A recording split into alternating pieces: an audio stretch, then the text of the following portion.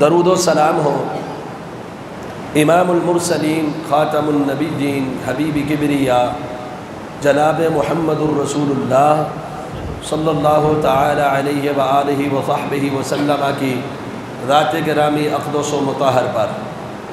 معزز سامعین، ربیع الاول کا مہینہ ہے، ربیع الاول کے اس مہینے میں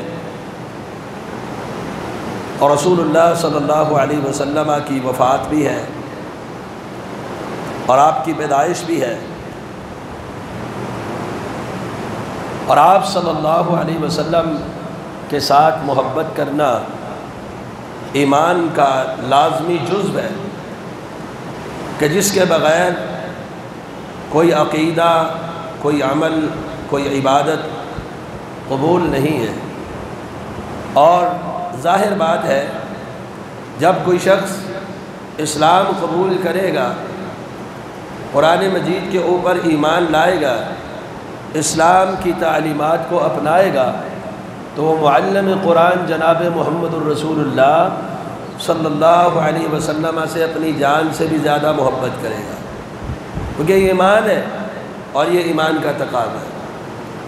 اب جو محبت ہے، محبت یہ کہتی ہے کہ آپ صلی اللہ علیہ وسلم نے جو دین دیا اور آپ جس حیثیت کے ساتھ دنیا کے سامنے جو دعوت لے کر آئے ہیں، پیغمبر کی حیثیت سے، خاتم الرسل کی حیثیت سے، آپ کی ان تعلیمات کو اسی طرح قبول کرنا، ان پر ایمان لانا اور ان پر عمل کرنا، یہ ہمارے لیے ضروری ہے، تبھی تو محبت ہے۔ اگر ہم کہیں کہ نماز مجھے وہ نہیں پسند جو رسول اللہ صلی اللہ علیہ وسلم نے پڑھی ہے، میں اپنے طریقے کی پڑھوں گا، یہ کوئی محبت ہے؟ محبت وہ ہے جس میں محبوب کی اداؤں سے بھی پیار ہو، محبوب کی ادائیں بھی محبوب ہوں۔ جہاں محبوب کی اداؤں کو اور ان کے فرامین کو اور ان کی تعلیمات کو اور ان کے اسوہ قدوہ اور نمونہ کو پس پش ڈال دیا جائے، یہ محبت کے اندر نقص اور کمی ہے۔ وہ محبت کا لازمی تقاضا اطاعت اور اتباع ہے۔ ان المحب لمن یحب مطیع، محب اپنے محبوب کا مطیع ہو، فرما بردار ہو۔ تو اب محبت تو ہر مسلمان کو ہے، اور اس محبت میں اطاعت اور فرما برداری اور آپ کی تعلیمات کو قبول کرنا کہ زندگی آپ نے کیسے گزارنی ہے، عبادات آپ کی کیسے ہوں، عقائد کیسے ہوں، شب و روز کیسے گزارے، کاروبار کیسا ہو، شادی بیاہ کیسے ہو، غمی ماتم کیسا ہو، یہ سارا رسول اللہ صلی اللہ علیہ وسلم نے دین میں ہمیں بتلا دیا۔ ہماری اجتماعی زندگی، سیاسی زندگی، انفرادی زندگی، معاشی طور پر ہر معاملے کے اندر ہماری شریعت نے رہنمائی کر دی، اور اس کے لیے اسوہ قدوہ اور نمونہ رسول اللہ صلی اللہ علیہ وسلم کو بنایا ہے۔ تو وہ ربیع الثانی میں بھی، جمادی میں بھی، شعبان میں بھی، رمضان میں بھی، ذوالحج ذوالقعدہ، ہر مہینے کے اندر۔ اب جو ربیع الاول کا مہینہ ہے، اس میں ہم نے جائزہ لینا ہے اپنا کہ کیا محبت کا کوئی ایسا تقاضا بھی ہے کہ ہمیں خوشی کے لیے بطور خاص اس مہینے کو یا اس مہینے کے کسی دن کو مختص کر کے اس میں ہم مخصوص قسم کے اعمال کر کے اسے جشن کا نام دے کے منائیں، تو کیا اس سے محبت ہوگی کہ نہیں؟ اس پر تفصیلی گفتگو گزشتہ خطبات میں 3-4 خطبوں کے اندر بدعت، اس کی تعریف، اس کی پہچان، بدعتی کی مذمت اور کچھ دین کے اصول اور جشن عید میلاد النبی کی شرعی حیثیت کے حوالے سے آپ کے سامنے میں نے تفصیلاً رکھے تھے۔ ابھی آج کچھ اشارہ کروں گا صرف کہ پہلی بات، اللہ سبحانہ و تعالیٰ نے ہمارا جو دین دیا ہے رسول اللہ صلی اللہ علیہ وسلم کے ذریعے اور واسطے سے جو آپ پر وحی نازل کی ہے، وہ دین پورے کا پورا مکمل دیا ہے۔ نبی صلی اللہ علیہ وسلم کے بعد کوئی نبی آئے گا؟ یہ ختم نبوت کے لیے ہم جانے دیتے ہیں نا، آپ کی نبوت آخری نبوت ہے، آپ کی رسالت آخری رسالت ہے، آپ کے بعد نہ نبوت ہے نہ رسالت ہے، وحی کا سلسلہ منقطع ہے۔ تو وحی کا سلسلہ کیوں منقطع ہے؟ اب نیا حکم آئے گا نہیں، نبی علیہ السلام دنیا میں تشریف لائے اور چلے گئے. آپ کے جانے کے بعد اب آسمان سے اللہ کی طرف سے کوئی وحی نہیں اترنے والی. دین کا کوئی مسئلہ، عقیدے کا کوئی مسئلہ، عبادات میں سے کوئی عمل، کوئی ثواب آداب کی بات اب نہیں اترنے والی. جو تھی وہ بیان کر دی. رسالت منقطع ہو گئی، ختم الرسل آ گئے. تو اب جو اس کے اندر دین ہے وہی دین رہے گا. اب نیا دین تو آنا کوئی نہیں. اب ہمیں تلاش کرنا ہے کہ دین اگر ہمارے پاس مکمل ہے تو اس میں ربیع الاول کے مہینے کے اعمال ہمیں کیا سکھائے گئے. بخاری، مسلم، ابو داود، ترمذی، نسائی، ابن ماجہ، موطا، مسند احمد، مستدرک حاکم، کتب احادیث، کتب سیر، کتب تاریخ، آپ ساری کھنگال مارے. تکمیل دین کے بعد ربیع الاول کے مہینے میں ہمارے لیے جو شریعت نے مخصوص اعمال مقرر کیے ہیں وہ لائیے ہمارے سامنے رکھی، تاکہ ہمیں پتہ چلے کہ یہاں شریعت ہماری کیا رہنمائی کرتی ہے اور ہمیں کس انداز سے محبت کا انداز اپنانا ہے، جشن منانا ہے یا عید اپنانی ہے. عید الفطر شوال کے پہلے دن احکام موجود، اس کی نماز موجود. 10 ذو الحج کو عید الاضحیٰ، احکام موجود، نام موجود، اعمال موجود.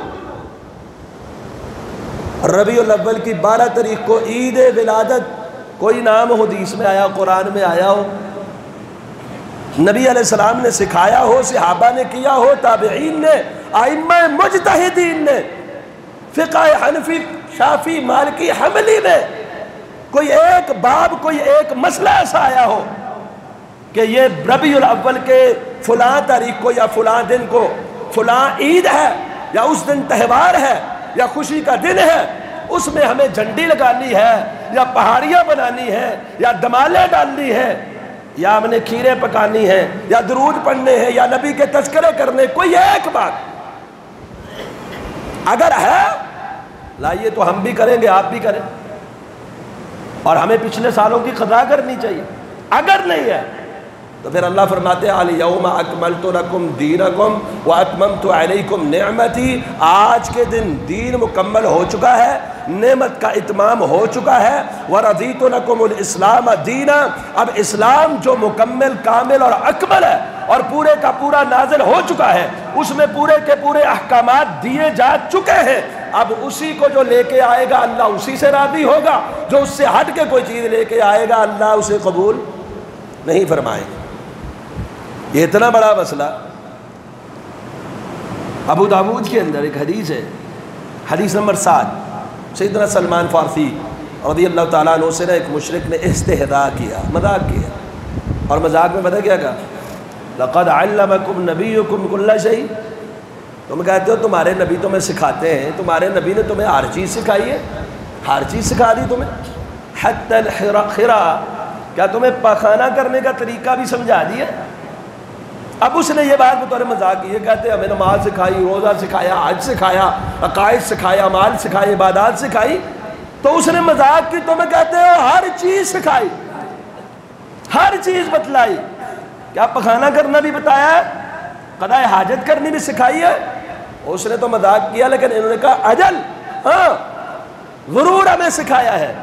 اللہ کے رسول صلی اللہ علیہ وسلم نے ہمیں یہ سکھایا ہے کہ جب پخانہ اور قضاء حاجت کرو منہ اور کمر کو قبلہ رخ نہیں کرنا.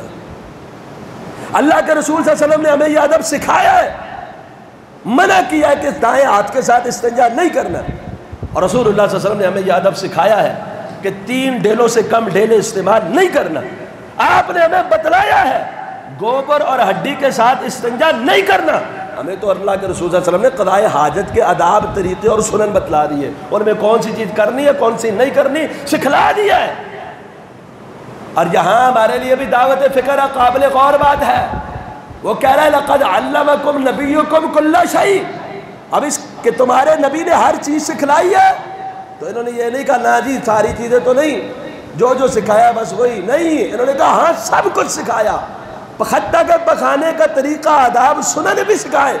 اور جس نبی نے یہاں تک کہ سنن اور آداب بیان فرمائے ہیں اس نبی نے ربیع الاول کی 12 تاریخ کو ایک یادگار دن، اپنی ولادت با سعادت، مسلمانوں کے لیے ایک بڑا تہوار، خوشی، اس کے لیے کچھ نہیں سکھایا؟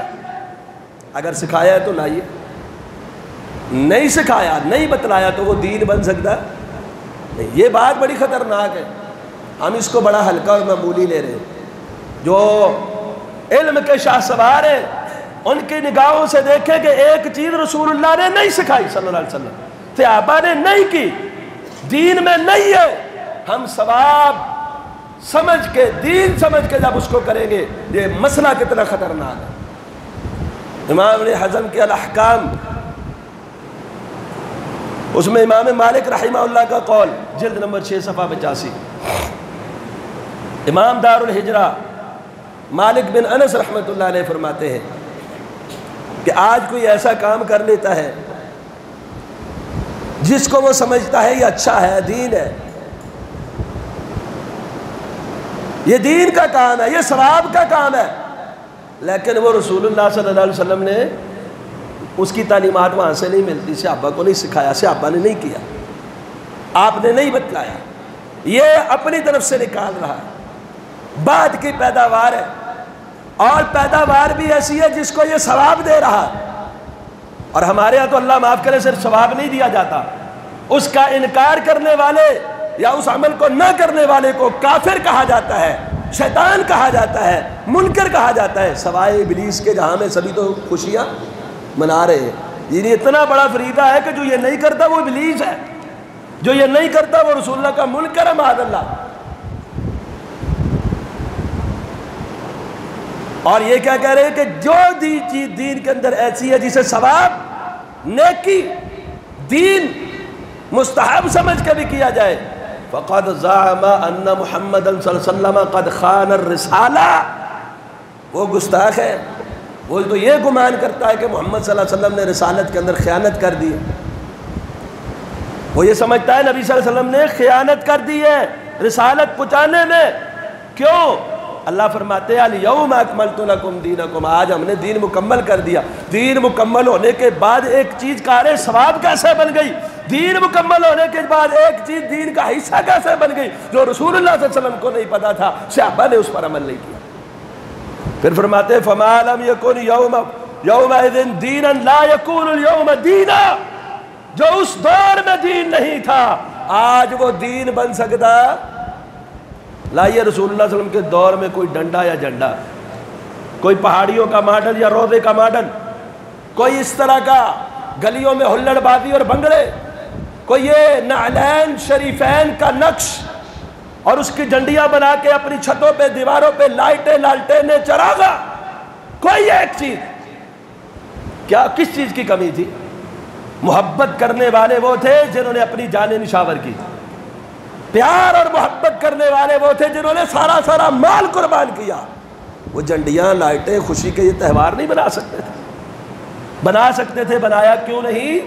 دین میں ان کو سکھایا نہیں گیا، اس دین میں اسے بتایا، انہیں نہیں بتایا۔ آدم علیہ السلام اللہ کے نبی، نوح علیہ السلام اللہ کے نبی، ابراہیم علیہ السلام جد الانبیاء اللہ کے کیا ہے؟ خلیل ہے۔ نبی علیہ السلام ان سے محبت کرتے کہ نہیں؟ نبی علیہ السلام موسیٰ علیہ السلام سے محبت کرتے کہ نہیں؟ نبی علیہ السلام عیسیٰ علیہ السلام سے محبت کرتے کہ نہیں؟ ایک روایت کہ رسول اللہ صلی اللہ علیہ وسلم نے کسی دن میں کوئی ایسا تہوار بنایا ہو، آج میرا بھائی موسیٰ پیدا ہوئے ہیں، آج میرے بھائی عیسیٰ پیدا ہوئے ہیں، آج میرے باپ ابراہیم پیدا ہوئے ہیں۔ اگر محبت کا لازمی تقاضا یوم ولادت بنانا، میرے پیغمبر سارے انبیاء کا یوم ولادت بنانا، اللہ انبیاء کے یوم ولادت ان کو بتلاتا۔ وہ قرآن مجید کی جو آیات ہے جس سے غلط استدلال کیا جاتا ہے، وَسَلَامٌ عَلَيْهِ يَوْمَ وُلِدَ، وہ سلامتی ہے اس دن پر جس دن وہ پیدا ہوا، اور جس دن رسول اللہ صلی اللہ علیہ وسلم پیدا ہوئے وہ بھی سلامتی والا دن ہے، لیکن اس سلامتی والے دن میں بنگڑا ڈالنا اور ہر سال اس دن کو تذکرہ کرنا، یہ ہمیں اسلام نے سکھایا، اسلام کا مزاج ہی نہیں، مزاج ہی نہیں۔ تو دین مکمل ہے، پہلی بات یاد رکھنی ہے۔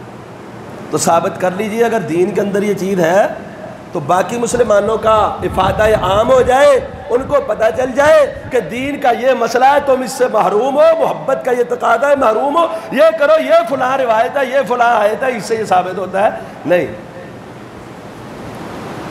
جب یہ بات ختم ہو جاتی ہے کہ نہیں ہے، نبی علیہ السلام نے نہیں کیا، محبت کرنے والے ابو بکر صدیق نے اپنے دور حکومت میں بھی نہیں کیا، عمر فاروق رضی اللہ عنہ نے بھی نہیں کیا، اہل بیت کے کسی فرد نے نہیں کیا، علی المرتضیٰ رضی اللہ عنہ سے لے کر آخری بیمار کربلا تک بھی اور جعفر صادق رحمہ اللہ تک بھی کسی نے یہ جلوس نہیں کیا، نہ اہل بیت نے کیا، نہ اصحاب محمد نے کیا، نہ خود رسول اللہ صلی اللہ علیہ وسلم نے سکھایا۔ تو اب دوسری بات شروع ہو جاتی ہے، وہ یہ کہ یہ ہے تو بعد کی بات لیکن ہے اچھی، ہے تو بعد کی بات لیکن ہے اچھی۔ آپ نے سنا ہے نا، ہے تو بدعت لیکن ہے بدعت حسنہ۔ بدعت حسنہ کا کیا مطلب ہے؟ اچھی بدعت۔ چلو اس پر بھی تھوڑی سی ہم بات کر لیتے ہیں۔ ثابت کا جہاں تک تعلق ہے، وہ جو شخص یہ کہتا ہے بدعت حسنہ ہے، وہ خود کہہ دیتا ہے ثابت ثبوت کوئی نہیں۔ ڈاکٹر طاہر القادری صاحب نے کتاب لکھی ہے، 800 صفحوں پر مشتمل ہے، اس میں ولادت کا جشن ثابت کرنے کی کوشش کی ہے۔ ساری کتاب لکھ کے آخر میں لکھتے ہیں بلا شبہ یہ بدعت ہے لیکن بدعت حسنہ ہے۔ پھر ثابت تو نہ ہوئی، بلا شبہ بدعت ہے تو پھر ثابت ہے۔ جال حق میں احمد یار نعیمی صاحب نے لکھا ہے کہ قرون ثلاثہ میں اس کا وجود نہیں۔ قرون ثلاثہ کیا مطلب؟ صحابہ تابعین تبع تابعین میں اس کا کوئی وجود نہیں ہے، تو بعد کی لیکن ہے اچھی۔ کی تو اس نے چوری ہے لیکن کی اچھی، کہتے ہیں آپ کیا تو اس نے گناہ ہے لیکن ہے اچھا۔ کیسے بدعت اور اچھا کیسے ہو سکتا ہے؟ ولادت کی جشن ثابت ہونا بڑے دور کی بات ہے، تاریخ ولادت ہی ثابت نہیں ہے۔ کیا کہتے ہیں احمد رضا خان صاحب؟ 8 ربیع الاول، اکثر مورخین 9 ربیع الاول، کئی مورخین 12 ربیع الاول، پیران پیر غنیت الطالبین میں 10 محرم۔ اور تو مہینہ بھی کہا نہیں ہے یہ والا، ربیع الاول کا مہینہ بھی نہیں ہے، ایک ہی طرح کا پھر جلوس ہونا چاہیے، ادھر سے ماتمی ادھر سے جشنی، اور ایک کہا 10 محرم۔ تو تاریخ ہی ثابت نہیں، جشن کہاں سے ثابت ہوگا؟ تاریخ ولادت اس پر بھی بہت بڑا اختلاف ہے، کیونکہ یہ ہمارے دین میں اس دن کو اگر کوئی خاص اہمیت ہوتی، جیسے عید الفطر میں کوئی اختلاف نہیں ہے کہ یکم شوال کو ہے، عید الاضحیٰ میں کوئی اختلاف نہیں ہے کہ وہ 10 ذو الحج کو ہے، ایسے عید میلاد میں کوئی اختلاف نہ ہوتا کہ ربیع الاول کی فلاں تاریخ کو ہے۔ چاند نظر آنا نہ آنا وہ اختلاف الگ ہے، لیکن اس میں کوئی اختلاف نہیں، یکم شوال 10 ذو الحج، یہ 2 عیدیں ہیں مسلمانوں کی جو شریعت نے مقرر فرمائی۔ تاریخ ولادت ہی ثابت نہیں، جشن ولادت کا تو ثبوت بالکل بھی ثابت نہیں، لیکن پھر کہتے چلو جی ثابت نہیں ہے لیکن اچھا تو ہے۔ اچھا کیسے ہے؟ بدعت ہے لیکن حسنہ، اچھی بدعت ہے۔ امام مروزی نے کتاب السنہ کے اندر ذکر کیا، سیدنا عبداللہ بن عمر رضی اللہ تعالیٰ عنہ کا فرمان، فرماتے کل بدعت ضلالہ، ہر بدعت کیا ہے؟ ضلالہ، گمراہی۔ خطبے میں نبی علیہ السلام کیا پڑھتے تھے؟ مسلم کی حدیث ہے کل بدعت ضلالہ۔ کوئی ایک سے آپ بھی اٹھ کے کھڑا ہوتا اللہ کے رسول، آپ ہر خطبے میں کہتے کل بدعت ضلالہ، ہر بدعت گمراہی ہے، تو بدعت اچھی کون سی؟ کدھر گئی؟ اچھی بدعتیں بھی تو ہے نا۔ آپ کہتے ہیں نہیں کل بدعت ضلالہ، اور عبداللہ بن عمر نے فرمایا کل بدعت ضلالہ، ہر بدعت گمراہی ہے۔ وَإِن رَآهَا النَّاسُ حَسَنًا، اگرچہ لوگ اس کو اچھی کہیں، لوگ اچھی کہیں بھی تو بھی کیا ہے؟ گمراہی۔ لوگ کہتے ہیں اچھی ہے لیکن کیا ہے؟ گمراہی۔ اب لوگ اچھا سمجھ کے ایک نیا کام کرتے ہیں، صحابہ نے اس کو کیا سمجھا؟ گمراہی۔ یہ میں تفصیل سے بیان کر چکا ہوں بدعت حسنہ کے حوالے سے۔ اشارۃ آپ سنن دارمی کی روایت جلد نمبر 1 صفحہ نمبر 60 اور 61، سیدنا عبداللہ بن مسعود رضی اللہ عنہ کے دروازے پر ایک تابعی فجر کی نماز میں بیٹھتے ہیں کہ آپ باہر تشریف لے آئیں، ہم آپ کے ساتھ نماز کے لیے چلیں گے، نماز فجر کے لیے۔ اتنے میں سیدنا ابو موسیٰ اشعری رضی اللہ عنہ تشریف لاتے، میں اختصاراً بیان کرتا ہوں۔ وہ بھی کہتے ہیں کہ ابن مسعود نکلے، کہا نہیں نکلے، وہ بھی بیٹھ جاتے ہیں، نکلیں گے ساتھ ہی ہم نماز فجر کے لیے روانہ ہو جائیں گے۔ اب جب سیدنا عبداللہ بن مسعود رضی اللہ عنہ تشریف لائے، صحیح سند کے ساتھ یہ روایت ہے سنن دارمی میں، تو ابو موسیٰ اشعری فرمانے لگے کہ آج مسجد میں نے ایک عجیب بات دیکھی ہے، مسجد کے اندر میں نے ایک عجیب بات دیکھی ہے اور وہ خیر ہی لگتی ہے۔ کیا ہے؟ کہا آپ چلیں، آپ خود دیکھ لیں گے۔ سیدنا عبداللہ بن مسعود رضی اللہ عنہ مسجد میں تشریف لائے. ایک آدمی کہہ رہا ہے سبحوا 100 مرتبہ تسبیح پڑھو. جیسے ہمارے یہاں نا فوتگی ہو جائے, ماسیوں کے سامنے نا وہ کھجوروں کی گٹھلیاں لا کے رکھ دیتے ہیں, یہ باتیں ہی کرے گی نا, ان کو دوسرے کام میں لگا دو, وہ گٹھلیوں کے اوپر پڑتی رہتی ہیں. تو انہوں نے ایک کہتا ہے سبحوا 100 مرتبہ تسبیح پڑھو سارے. اب مل کے اجتماعی طور پہ وہ تسبیح پڑھ رہے ہیں. پڑھ کیا رہے ہیں؟ سبحان اللہ. سبحان اللہ پڑھنا جملہ غلط ہے؟ نہیں غلط نا, کہ طریقہ واردات غلط ہے. اب پڑھ رہے سبحان اللہ سبحان اللہ سبحان اللہ, پھر کہتا ہے تکبیر پڑھو 100 مرتبہ, پھر وہ پڑھ رہے اللہ اکبر اللہ اکبر, پھر کہتا ہے لا الہ الا اللہ پڑھو 100 مرتبہ. سارے پڑھ رہے ہیں. ہمارے جیسے کوئی ہوتا ہے کہتا ہے بڑا اچھا کام ہے ماشاءاللہ, باتیں نہیں کر رہے, بڑے اچھے کام کر رہے ہیں. تو عبداللہ بن مسعود رضی اللہ تعالیٰ عنہ نے دیکھا تو فرمایا لوگوں تمہیں کیا ہو گیا ہے؟ ابھی تو رسول اللہ صلی اللہ علیہ وسلم کے صحابہ وافر مقدار میں موجود ہیں, ابھی تو رسول اللہ صلی اللہ علیہ وسلم کے اصحاب زندہ ہیں, پوچھو ان سے یہ کام انہوں نے کیا, نبی علیہ السلام نے سکھایا, تعلیم دی. ابھی تو نبی کے صحابہ موجود, ابھی تو آپ کے بدن کے کپڑے پوشیدہ نہیں ہوئے, یعنی اتنا لمبا وقت آپ کو دنیا سے تشریف لے جاتے ہوئے نہیں ہوا, وہ ابھی تو آپ کے برتن نہیں ٹوٹے, اور تم نے یہ کام شروع کر دیا ہے. انکم لعلی ملت ہی اہدی من ملت محمد صلی اللہ علیہ وسلم.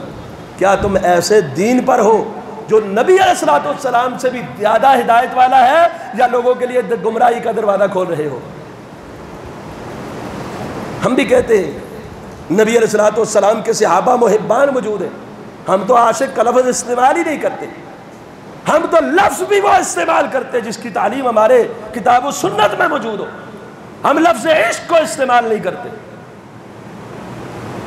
یہ راہ سے ہٹے ہوئے لوگ غلط عاشقی مشوقی والوں کا لفظ ہے, ہم وہ بھی رسول اللہ صلی اللہ علیہ وسلم کے لیے استعمال نہیں کرتے. ہماری اتحاد کا تو تقاضا یہ ہے, ہم محبت کرتے ہیں, ہمیں الفت و عقیدت ہے. تو کیا تم اس دین پر ہو جو زیادہ ہدایت والا ہے, یا گمراہی کا دروازہ کھول رہے ہو؟ کیا کوئی کہہ سکتا ہے کہ میں اس مذہب پر, اس دین پر, اس عمل پر ہوں جو نبی صلی اللہ علیہ وسلم سے بھی زیادہ ہدایت والا ہے؟ کہہ سکتا ہے کوئی؟ کسی میں ہے یہ جرت؟ نہیں کہہ سکتے. ہم بھی کہتے ہیں آپ کے صحابہ کو دیکھ لو, جانثار کثرت کے ساتھ ہیں, جنہوں نے اپنی جانیں اور مال لٹایا, یہ کام کیا, یہ محبت کا اگر تقاضا ہے تو کیا ہے. ائمہ محدثین دیکھ لو, تابعین تبع تابعین دیکھ لو. اور دوسری انہوں نے بات کی کہ تم زیادہ اچھے دین پر ہو. ہم بھی کہتے ہیں یہ کام اگر دین ہے تو تمہیں زیادہ ہدایت ملی ہوئی ہے, یا صحابہ کو, صحابہ نے نہیں کیا, وہ اس دین سے محروم دنیا سے رخصت ہو گئے, اس دین سے محروم چلے گئے, اس ثواب اور نیکی سے محروم چلے گئے, یا پھر دوسری بات رہ جاتی ہے یہ گمراہی کا دروازہ کھول رہے ہیں. انہوں نے پتہ کیا جواب دیا؟ اللہ اکبر. وہ کہنے لگے ما اردنا الا الخیر, ہمارا تو ارادہ خیر کا ہے, ہم کون سی گمراہی کر رہے ہیں بھائی, ہمارا تو خیر کا ارادہ ہے, بس سبحان اللہ پڑھیں گے, الحمدللہ پڑھیں گے, اللہ اکبر پڑھیں گے. ہمیں بھی کہتے ہیں ہمارا ارادہ خیر کا ہے, خیر ہی تو چاہتے ہیں. نعتیں پڑھیں گے, نبی علیہ السلام کی شان بیان ہوگی, آپ کے تذکرے کریں گے, حبیب کے تذکرے ہوں گے, نعتیں ہوں گی, محفل ہوگا, کھانا ہوگا, کھانا میں مسکینوں کے لیے کھانا ہو جاتا ہے, کھانا کھلانا ثواب. نعتیں نبی علیہ السلام کی شان بیان ہوگی, نبی علیہ السلام کی سیرت بیان ہوگی. ہم تو یہی کچھ کرتے ہیں, خیر ہی ہے. چلو وہ جو بنگڑے ڈالتے ہیں ان کو چھوڑ دو, وہ جو کیک کاٹتے ہیں ان کو چھوڑ دو, جو ہورے لے کے آتے ہیں اور پہاڑیاں بناتے ہیں ان کو چھوڑ دو. ہم تو صرف نعتیں پڑھ کے ایک محفل گھر میں بنا لیتے ہیں, اس میں تو برائی کوئی نہیں نا, نعت ہی پڑھتے ہیں, قرآن ہی پڑھ لیتے ہیں, تلاوتیں ہوتی ہیں. انہوں نے بھی کہا ہم خیر ہی کرتے نا, سبحان اللہ الحمدللہ اللہ اکبر, اور کیا ہے. سیدنا عبداللہ بن مسعود رضی اللہ عنہ نے جواب دیا کم من مرید للخیر لن یصیبہ, کتنے ہی خیر کا ارادہ رکھنے والے خیر پا نہیں سکتے. ہم بھی کہیں گے کتنے ہی لوگ ارادہ خیر کا ہوتا ہے, کام غلط ہوتا ہے, طریقہ غلط ہوتا ہے, ان کو خیر ملتی نہیں ہے. کم من مرید للخیر لن یصیبہ. اور پھر نہروان کی جنگ میں وہ لوگ جو اپنی طرف سے ایک بات کو اچھا سمجھتے تھے, مسلمانوں کو چھوڑ کے خارجیوں کے ساتھ ملے تھے, وہی محفل والے, وہی لوگ. کہا تھا نا گمراہی کا دروازہ کھولو گے, ایسے گمراہ ہوئے. جب بدعت داخل ہوتی ہے گمراہیاں بڑھتی ہیں.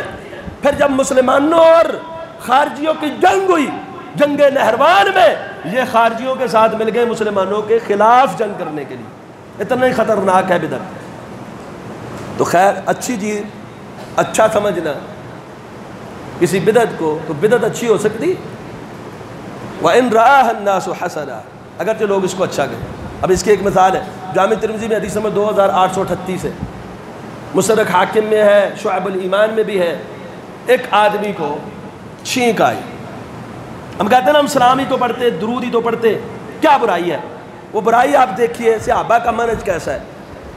ایک آدمی کو چھینک آ گئی، اس نے کہا الحمدللہ والسلام علی رسول اللہ، سلام اللہ کی تعریف ہے اور رسول اللہ صلی اللہ علیہ وسلم پر سلام ہے۔ سلام پڑھا ہے نا اس نے، سلام پڑھ دیا۔ سلام پڑھنا غلط ہے، الحمدللہ کہنا غلط ہے، لیکن عبداللہ بن مسعود عمر رضی اللہ تعالیٰ عنہ اس کو ٹوک دیا، کہا نہیں، میں بھی یہ کہتا ہوں الحمدللہ، جملہ درست ہے تیرا، میں بھی کہتا ہوں الحمدللہ والسلام علی رسول اللہ، رسول اللہ صلی اللہ علیہ وسلم پر سلامتی ہو، یہ سلام میں بھی کہتا ہوں، لیکن لیس ہاکذا امرنا رسول اللہ، لیس ہاکذا علمنا رسول اللہ، اللہ کے رسول صلی اللہ علیہ وسلم نے چھینک کے موقع پہ ہمیں سلام سکھایا، یہ محبین نے ہمیں چھینک کے موقع پہ سکھایا ہے، تو صرف اتنا سکھایا ہے الحمدللہ علی کل حال۔ ہم اپنی طرف سے وہاں پر سلام پڑھنا جائز سمجھتے،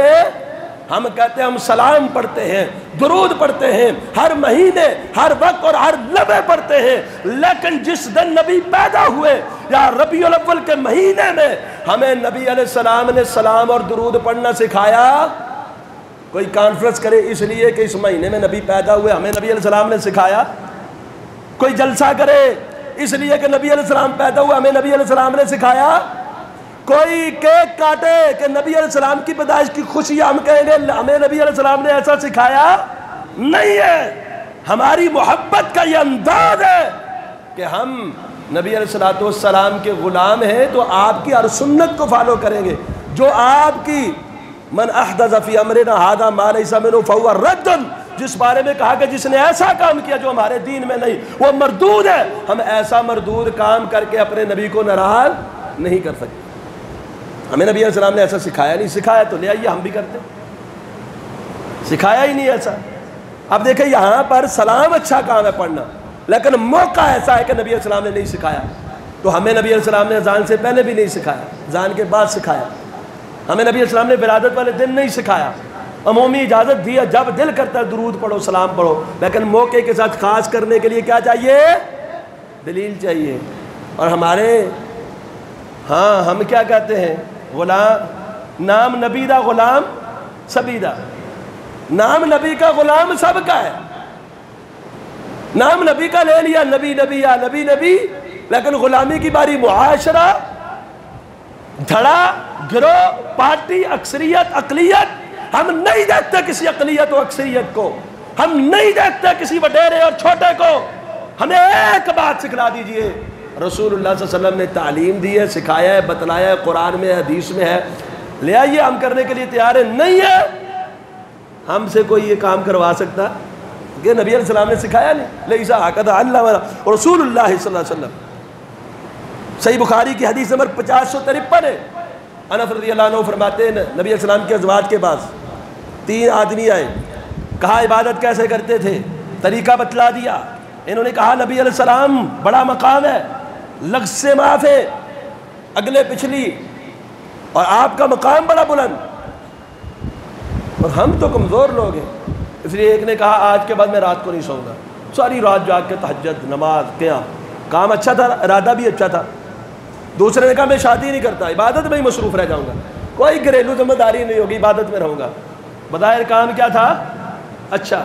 ایک نے کہا اب تو میں نے نا ہمیشہ روزہ ہی رکھنا ہے، روزہ، روزانہ روزہ، نیت بھی صاف اور عمل بھی اچھا۔ لیکن نبی علیہ السلام کو پتہ چلا تو آپ نے کیا فرمایا؟ میں رات کو اگر قیام کرتا ہوں تو میں سوتا بھی ہوں۔ یہ کیسے ہو سکتا ہے؟ تو سوئے گا ہی نہیں۔ میں اگر عبادات کرتا ہوں تو میں نے شادی کی ہے، یہ کیسے ہو سکتا ہے شادی نہیں کروں گا اور عبادت صرف کروں گا؟ میں اگر روزہ رکھتا ہوں نفلی تو میں روزہ چھوڑتا بھی ہوں، ہمیشہ روزہ کبھی نہیں رکھا۔ فمن رغب عن سنتی فلیس منی، نیت صاف ہے، عمل بڑا کرنے کی کوشش ہے، لیکن میری سنت سے بے رغبتی ہے تو وہ ہم میں سے نہیں۔ تو سب سے پہلی چیز یہ ہے کہ یہ دین میں نہیں، دین کی تکمیل ہو چکی۔ دوسری بات یہ اچھی نہیں ہے، اگر لوگ کہتے ہیں ثابت نہیں لیکن اچھی ہے، لیکن اچھی بھی نہیں ہے۔ کیوں؟ جو چیز دین میں نہیں اور کار ثواب سمجھ کے کیا جائے وہ اچھا نہیں ہوتا۔ اس کی مثالیں میں نے آپ سے سامنے رکھ دی، اور اس موقع پر ہمارے پاس رسول اللہ کی طرف سے، صحابہ کی طرف سے، ائمہ کی طرف سے تعلیم نہیں آئی، ہم وہ کرنا نہیں چاہتے، کریں گے تو گناہگار اور مجرم بن جائیں گے۔ اب یہ اچھی، لوگ پتہ نہیں کیوں اس کو اچھی سمجھتے ہیں، یہ انتہائی خطرناک ہے۔ اس میں بڑی مزید ایک بڑی بیماری جو ہے وہ یہ ہے کہ یہ اضافہ ہے، بدعت ہے، اس سے بڑی بیماریاں اس کے اندر موجود ہیں۔ سب سے بڑی بیماری اس کے اندر غلو ہے۔ غلو کا کیا مطلب ہے؟ حد سے تجاوز۔ نبی علیہ الصلوۃ والسلام کی شان میں وہ قصیدے پڑھے جاتے ہیں، معاذ اللہ استغفر اللہ، کہ شان کے اندر غلو کیا جاتا ہے۔ شان کے اندر نبی کو جو چاہیں خدا کر دکھائیں، اماموں کا رتبہ نبی سے بڑھائیں، جیسے مولانا علی نے کہا تھا کہ نبی علیہ الصلوۃ والسلام کی شان میں شرکیہ نعتیں اور شرکیہ قوالیاں گائی جاتی ہیں، یہ شان میں غلو۔ اور اگر میں یہ بات کہہ دوں کہ تضاد بھی ہے، اس غلو کے اندر بھی تضاد ہے۔ مہینہ تھا رمضان کا، صبح صبح جگایا جا رہا تھا تو کہا جا رہا تھا یا نور من نور اللہ۔ مہینہ تھا شعبان کا، اذان دینے سے پہلے لاؤڈ اسپیکر کو اونچا کر کے بولا گیا تھا نور من نور اللہ، اللہ کے نور میں سے نور ہے۔ پھر جب بات چلی نور نہیں ہے، انسان اور بشر ہے اور ساری مخلوق سے افضل ہے، نوریوں سے بھی افضل، بشریوں سے بھی افضل، کہا گیا نہیں۔ پھر روایت گڑی گئی جھوٹی، اول ما خلق اللہ نوری، سب سے پہلے تو اللہ نے پیدا ہی میرا نور کیا۔ آدم بھی نہیں پیدا ہوئے، کچھ بھی نہیں پیدا ہوا، سب سے پہلے میرا نور ہے، اس کی تخلیق ہوئی ہے۔ اس کی کیا ہوئی ہے؟ تخلیق۔ مہینہ ربیع الاول کا ہے تو وہ نور بھی ختم، وہ تخلیق بھی ختم، اب ولادت شروع ہو گئی۔ نبی علیہ السلام کا نانکا بھی ہے، دادکا بھی ہے، آپ پیدا بھی ہوئے ہیں، آپ کی والدہ بھی ہے، آپ کے والد بھی ہیں، اور کیا کہا؟ اب پیدا ہوئے ہیں، میلاد ہے، ولادت ہے، اور باقی 11 مہینے کہا نہیں، تخلیق ہوئی ہے اور نور ہے۔ بھلا اللہ کا نور کسی سے پیدا ہوتا ہے؟ اللہ کے نور کا نانکا دادکا ہوتا ہے؟ والدین شریفین ہوتے نہیں ہوتے؟ تو کیا ہو گیا؟ تضاد۔ اور یہ روایت جو گڑی تھی، یہ 12 ربیع الاول کو کیا ہوا تھا؟ آپ نے تو کہا سب سے پہلے تخلیق محمد صلی اللہ علیہ وسلم کی نور کی تخلیق ہوئی ہے، اب میلاد کیسے ہو گیا؟ ولادت کیسے ہو گئی؟ تخلیق اور چیز ہوتی ہے اور ولادت اور چیز ہوتی ہے۔ 11 مہینے کچھ اور کا غلو کرتے ہوئے اور 12ویں مہینے میں کچھ اور کہہ دیا، یہ بڑی خرابی، عقیدے کی بڑی خرابی۔ پھر کہا جمعہ پڑھا، جمعہ پڑھ کے سلام پڑھا، سلام پڑھا اپنی بولی میں پڑھا، ساری دنیا کو پتہ چلا، عربی میں ہوتا تو شاید گرامر کو آگے پیچھے کر کے لوگوں کو الجھا دیا جاتا، لیکن پنجابی اور اردو میں پڑھا۔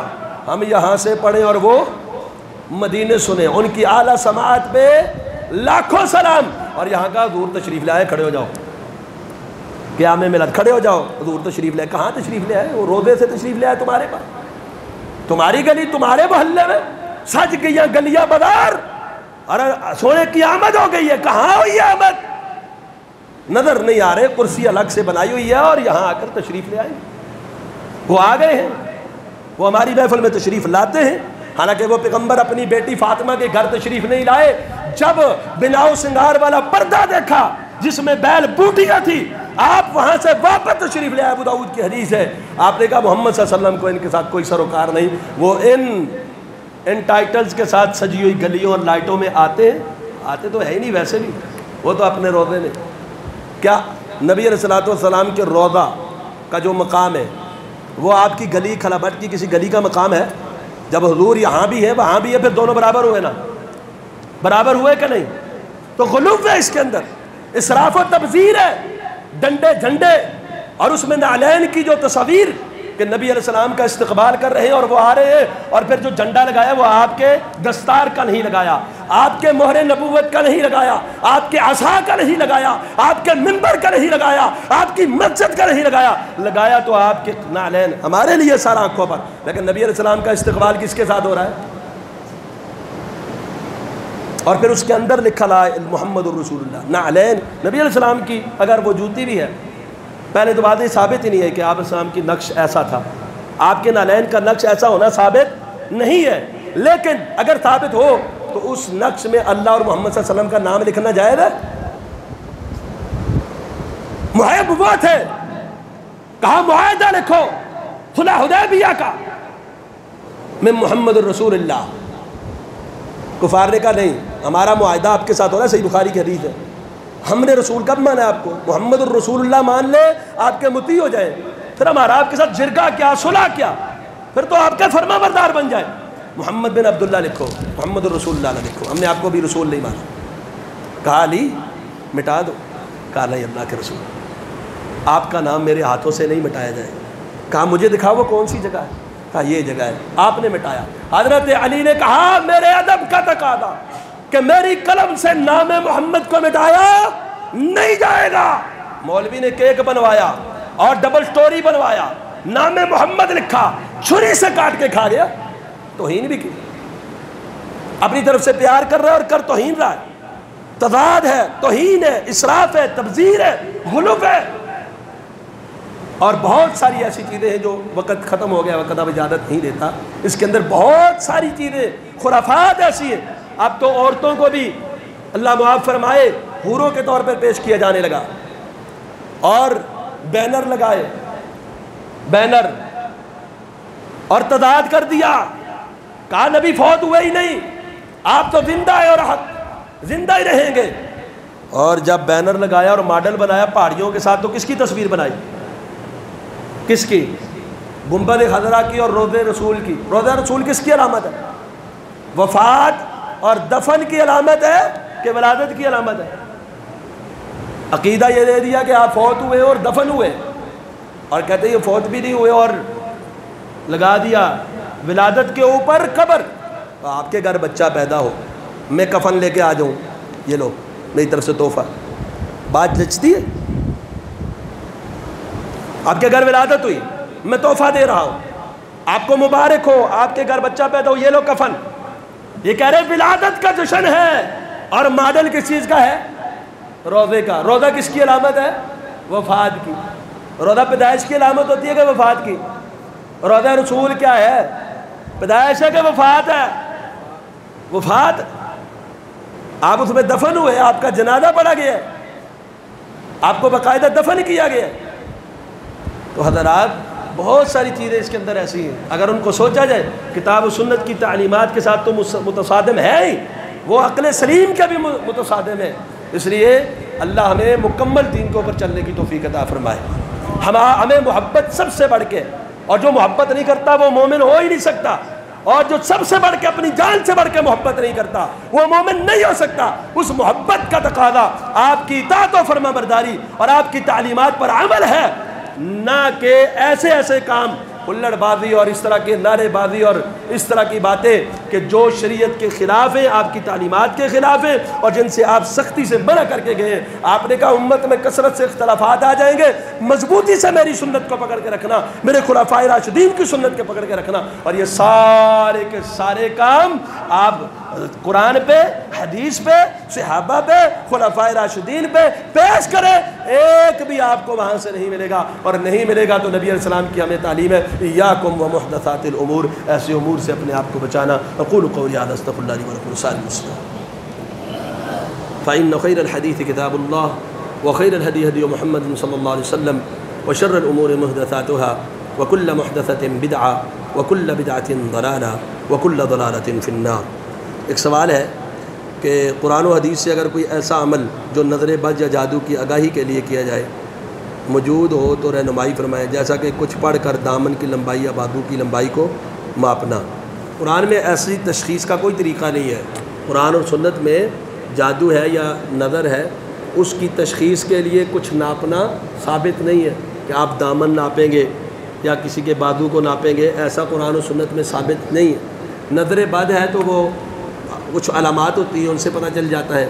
کسی کے اوپر سحر ہے، جادو ہے، تو وہ قرآن مجید سنتے ہوئے تکلیف محسوس کرتا ہے، قرآن مجید پڑھتے ہوئے تکلیف محسوس کرتا ہے، اور اس خوابوں کی کچھ علامات ہیں، جسمانی طور پر کچھ علامات ہیں جس سے اس کو پتہ چلتا ہے، اور اس کا علاج اللہ نے اتارا ہے قل اعوذ برب الفلق اور قل اعوذ برب الناس میں۔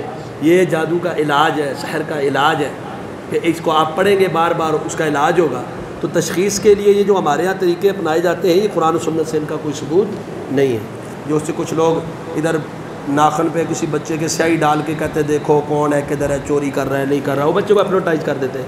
کچھ لوگ ناپا تولی کرتے ہیں یہ دامنوں کی، کپڑوں کی، یہ لاجیکلی بھی درست نہیں ہے کہ وہ لمبا ہو گیا چھوٹا ہو گیا، وہ ان کا ایک ٹیکنیکل طریقہ ہاتھ کی صفائی ہے، وہ ہاتھ کی صفائی سے اوپر نیچے کر لیتے ہیں۔ تو یہ قرآن و سنت سے ثابت بھی نہیں ہے اور درست ویسے بھی درست نہیں ہے، لاجیکلی طور پر بھی یہ ٹھیک اور درست نہیں ہے۔